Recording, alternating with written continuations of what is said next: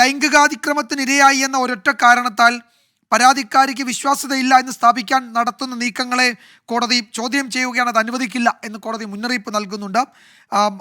പരാതിക്കാരിയുടെ അതിജീവനം, അതിനാണ് കോടതി പരിഗണന നൽകുന്നത് എന്ന് ഈ ബെഞ്ച് വ്യക്തമാക്കുകയും ചെയ്യുന്നുണ്ട് വിധിന്യായത്തിൽ. ഈ പരാതി നൽകിയ നടിയെ നിരന്തരം ആക്രമിക്കുന്ന സമീപനം ഈ പ്രതിഭാഗത്തു നിന്നുണ്ടാകുന്നുണ്ട്. അതിനെ കോടതി തള്ളിക്കളയുകയും അതിജീവിതയ്ക്കൊപ്പം നിൽക്കുന്നു എന്ന സമീപനം സ്വീകരിക്കുകയും ചെയ്യുന്നു. പരാതിക്കാരെ നിശബ്ദമാക്കാൻ അനുവദിക്കില്ല എന്നാണ് കോടതി ഉത്തരവിൽ വ്യക്തമാക്കുന്നത്. ഹർജിക്കാരൻ വലിയ സ്വാധീനമുള്ള വ്യക്തിയാണ്. ജാമ്യം നൽകിയാൽ അത് കേസിനെ ബാധിക്കും. കസ്റ്റഡിയിലെടുത്ത് ചോദ്യം ചെയ്യേണ്ട തരത്തിൽ ഗൗരവമുള്ള ഒരു പ്രശ്നം ഈ കേസിലുണ്ട് തുടങ്ങിയ പ്രോസിക്യൂഷൻ്റെ വാദങ്ങൾ കോടതി മുഖവിലക്കെടുക്കുകയും അംഗീകരിക്കുകയും ചെയ്തിട്ടുണ്ട്.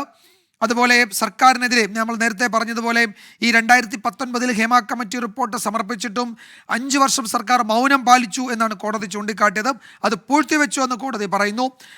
കോടതി ഇടപെട്ടതോടെയാണ് റിപ്പോർട്ട് പുറത്തുവിട്ടത്, അതിന്മേൽ തുടർ നടപടികൾ ഉണ്ടായത് എന്നാണ് ഹൈക്കോടതി ഈ ഉത്തരവിൽ വ്യക്തമാക്കുന്നത്. ശ്രീകാന്ത് ഈ ഉത്തരവിൻ്റെ കൂടുതൽ വിവരങ്ങളുമായി ചേരുന്നു. ശ്രീകാന്ത്, എന്തൊക്കെയാണ് കോടതി ഇതിൽ സൂചിപ്പിക്കുന്നത്? കടുത്ത ഭാഷയിലുള്ള വിമർശനവും നിരീക്ഷണവും, നിശ്ചിതമായ നിരീക്ഷണവും ഉത്തരവിലുണ്ടല്ലോ അല്ലേ?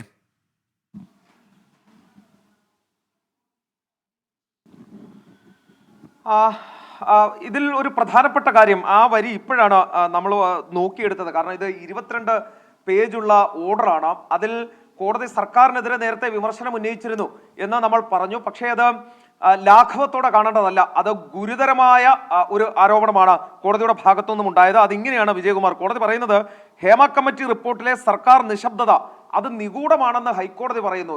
സർക്കാരിന് ഇതെന്താണ് പറ്റിയത്? ഈ കാര്യത്തിൽ സർക്കാരിനെ പ്രതിസ്ഥാനത്ത് നിർത്തുകയാണ് ഹൈക്കോടതി ഇക്കാര്യത്തിൽ ചെയ്യുന്നത്. ഹേമ കമ്മിറ്റി റിപ്പോർട്ടിൽ 5 വർഷം സർക്കാർ എന്ത് ചെയ്തു എന്നൊരു ചോദ്യം കോടതി നേരത്തെ ചോദിച്ചിരുന്നു. അത് മുൻപ് ചോദിച്ചതാണ്. അതിനാൽ തന്നെ നമ്മൾ അത് ആ വഴിക്ക് വിട്ടു. പക്ഷേ ഈ ഒരു ചോദ്യം, ഈ ഒരു പരാമർശം, ഉത്തരവിലെ ഈ ഒരു ഭാഗം, ഒരു കാര്യം, ഇതൊരു കേവല പരാമർശമായി പറഞ്ഞതല്ല വാദത്തിനിടെ, നേരെ മറിച്ച് ഉത്തരവിൽ എഴുതി വെച്ചിരിക്കുകയാണ് ജസ്റ്റിസ് CS ഡയസ്. അദ്ദേഹം എഴുതുന്നത് ഇങ്ങനെയാണ്: ഹേമ കമ്മിറ്റി റിപ്പോർട്ടിലെ ഈ സർക്കാരിന്റെ നിഗൂഢത, സർക്കാരിന്റെ നിശബ്ദത അത് നിഗൂഢമാണ് എന്ന് ഇപ്പോൾ ഹൈക്കോടതി സിംഗിൾ ബെഞ്ച് പറയുന്നുണ്ട്. അത് സർക്കാരിനെ സംബന്ധിച്ചിടത്തോളം ഒട്ടും സുഖകരമായ കാര്യമല്ല.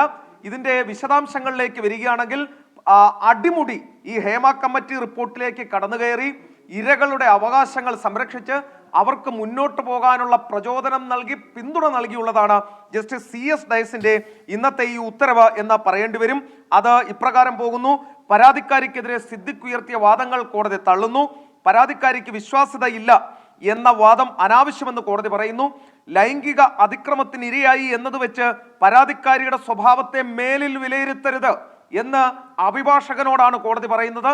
അത് മാത്രമല്ല, പരാതിക്കാരിക്ക് വിശ്വാസ്യതയില്ലെന്ന വാദം അനാവശ്യമാണെന്ന് ഹൈക്കോടതി പറയുന്നു. ലൈംഗിക അതിക്രമത്തിനിരയായി എന്ന് വെച്ച് പരാതിക്കാരിയെ അപമാനിക്കരുത്. പരാതിക്കാരുടെ അതിജീവനമാണ് പരിഗണിക്കേണ്ടത്.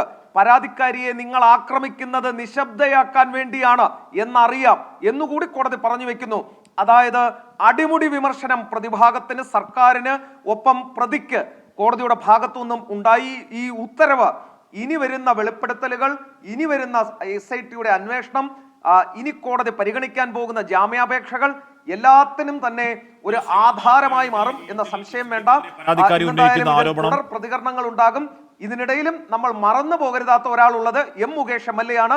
അല്ല ശ്രീകാന്ത്, ഈ സിദ്ദിഖിനെതിരെ പരാതിക്കാരി ഉന്നയിക്കുന്ന ആരോപണങ്ങൾ അതിഗുരുതരമായ ആരോപണങ്ങളാണ്. അതിഗുരുതരമായ ആരോപണങ്ങളിൽ ഇപ്പൊ B രാമൻപിള്ള എന്ന് പറയുന്നതും പരിണിതപ്രജ്ഞനായ വലിയ അഭിഭാഷകനാണ്. അദ്ദേഹത്തിന്റെ സംഘം കോടതിയിൽ വാദിക്കുമ്പോൾ ഇപ്പോൾ ആ കോടതി ഉത്തരവിൽ പറയുന്ന അവരുടെ വാദഭാഗങ്ങൾ നോക്കിയാൽ ഇവർ അന്ന് ഫേസ്ബുക്ക് പോസ്റ്റ് ഇട്ടു, ഫേസ്ബുക്ക് പോസ്റ്റ് ഇതൊന്നും പറഞ്ഞിരുന്നില്ല. അല്ലെങ്കിൽ ഇവർ ഔട്ട്സ്പോക്കൺ ആയിട്ടുള്ള ഒരു യുവതിയാണ്, ആർക്കെതിരെ എന്തും പറയാൻ മടിക്കാത്ത ആളാണ് എന്ന് പറയുന്ന വ്യക്തിഹത്യാപരമായ പരാമർശങ്ങളല്ലാതെ ഈ പെൺകുട്ടി പറയുന്ന അതിഗുരുതര ആരോപണത്തിനെ നിയമത്തിൻ്റെ കണ്ണിൽ പോലും ചെറുക്കാനുള്ള നീക്കം പ്രതിഭാഗത്തുനിന്ന് ഉണ്ടായില്ല എന്ന് വ്യക്തമാകുന്നില്ലേ? എന്ന് പറഞ്ഞാൽ ഇതൊരു ഒരു സിമ്പിൾ കേസായി പരിഗണിച്ചോ സിദ്ദിഖിന്റെ B രാമൻപിള്ളയുടെ അഭിഭാഷക സംഘവും? ശ്രീകാന്ത്, ഹാഷ്മി, അങ്ങനെ വേണം കാണാൻ. ഒരു പക്ഷെ അവർ അമിത ആത്മവിശ്വാസത്തിലായിരുന്നു എന്നാണ് മനസ്സിലാക്കേണ്ടത്. കാരണം ഈ കേസിന്റെ ഉത്തരവ് നമ്മൾ വായിച്ചു നോക്കിയതാണ്. ആ ഉത്തരവ് വായിച്ചു നോക്കുമ്പോൾ മനസ്സിലാക്കാൻ സാധിക്കുന്ന ഒരു കാര്യം, ഇതിൽ തന്നെ കോടതി പറയുന്നുണ്ട്, ഈ വ്യക്തിഹത്യാപരമായ പരാമർശങ്ങൾ അല്ലെങ്കിൽ അവർക്കെതിരായ ചില അവരുടെ സ്വഭാവശുദ്ധിയെ സംശയിക്കുന്ന വാദങ്ങൾ, അതിനൊക്കെ അപ്പുറം ഈ കേസിൽ പ്രതിക്ക് എന്തെങ്കിലും തരത്തിൽ താൻ നിരപരാധിയാണ് എന്ന് തെളിയിക്കുന്ന തരത്തിൽ പ്രതിക്കൊന്നും തന്നെ ഹാജരാക്കാൻ സാധിച്ചില്ല എന്ന് കോടതി ഇതിൽ പറഞ്ഞു വെക്കുന്നുണ്ട്. അത് ഏതാണ്ട് 21 പേജുകളിലാണ് കോടതി അത് പറയുന്നത്. ആ ഉത്തരവ് പരിശോധിച്ചാൽ നമുക്ക് അക്കാര്യം മനസ്സിലാവുകയും ചെയ്യും. കോടതിയിൽ ചൂണ്ടിക്കാണിച്ച മറ്റൊരു കാര്യം, ഇദ്ദേഹം ചൂണ്ടിക്കാണിച്ചത് ഈ പരാതിക്കാരി ഇതുപോലെ പലർക്കെതിരെയും ആക്ഷേപം ഉന്നയിക്കുന്നതാണ്. ഇതൊരു പഴയ പരാതിയാണ്. അന്നൊന്നുമില്ലാത്ത ആരോപണങ്ങൾ, ദുരാരോപണങ്ങൾ തനിക്കെതിരെ ഉന്നയിക്കുന്നു. തന്നെ വ്യക്തിഹത്യ ചെയ്യാനാണ് ഈ പരാതിക്കാരിയുടെ ശ്രമം. അങ്ങനെ പോവുകയായിരുന്നു സിദ്ദിഖിന്റെ വാദങ്ങൾ. നേരെ മറിച്ച് എന്ന് പറഞ്ഞാൽ ആ വാദഭാഗം വായിച്ചാൽ ഒരു കാമ്പുമില്ലാത്ത വാദങ്ങൾ എന്ന് ഇപ്പൊ നമ്മൾ അഭിഭാഷകൻ അല്ലെങ്കിൽ കൂടിയും ഇത്തരം ഗുരുതരമായ കേസിൽ ഒരു കാമ്പുമില്ലാത്ത വാദങ്ങൾ സിദ്ദിഖിന്റെ അഭിഭാഷകർ ബി രാമൻപിള്ള അസോസിയേറ്റ്സ് കോടതിയിൽ മുന്നോട്ട് വെച്ചു എന്ന് വളരെ കൃത്യമായി കാണാൻ കഴിയും. സാധാരണഗതിയിൽ ഒരു വലിയ ക്രിമിനൽ കേസിൽപ്പെട്ടവരോടൊക്കെ അല്ലാതെ ഇയാൾ എന്തും ചെയ്യുന്ന ആളാണ്, ആർക്കെതിരെ എന്തും പറയാൻ മടിക്കാത്ത ആളാണ്, ഔട്ട്സ്പോക്കൺ ആണ് എന്നൊക്കെ വ്യക്തിഹത്യാപരമായ പരാമർശങ്ങൾ നടത്തിയാൽ കോടതിയിൽ നിന്ന് കടുത്ത തിരിച്ചടി കിട്ടും എന്ന് തിരിച്ചറിയാതെ പോയോ സിദ്ദിഖിന്റെ ബി രാമൻപിള്ള പോലെയുള്ള വലിയ തലപ്പൊക്കമുള്ള എന്ന് നമ്മൾ കരുതുന്ന അഭിഭാഷക സംഘം എന്നത് അവിടെ സംശയമാണ്. എന്തായാലും